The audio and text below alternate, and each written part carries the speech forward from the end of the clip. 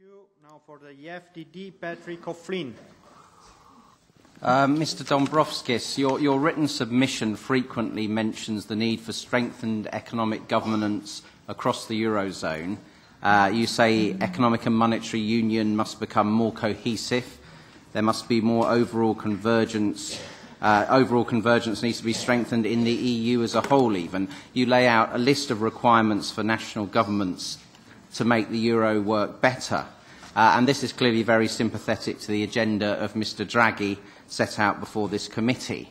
But can we have some detail on how you think this policy convergence can be enforced without undermining national democracies or limiting the issues that can be determined in elections at the national level?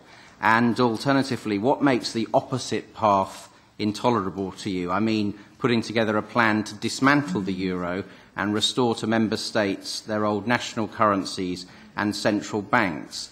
And given the very poor performance of the euro to date, do you ever wonder whether this alternative would be both better for democratic legitimacy and also for economic performance in many euro area countries? And finally, is it just the pride of the euro? You made enough questions. Okay. Time is over.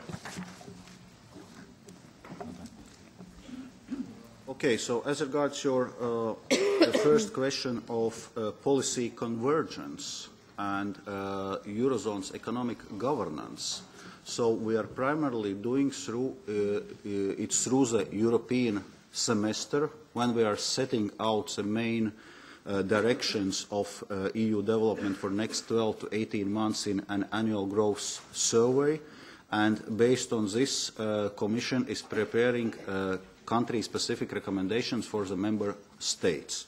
That's the basic way how this governance works, but of course it's a very complex exercise, involves many other aspects.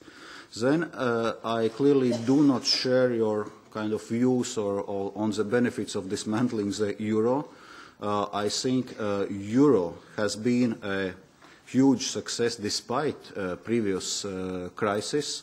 And indeed, for example, Latvia experienced a huge financial and economical crisis back in 2008, 2009 without having the euro. And some other countries outside Eurozone has also gone through the deep crisis, so probably euro is not the problem here. And if you look at the euro as a currency is doing just fine. Its exchange rates are closer to the historical maximums than to historical minimums.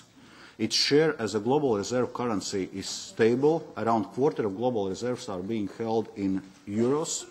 So really, when we are dealing with financial and economical problems in certain EU or Eurozone member states, not always we should be trying to blame it on euro.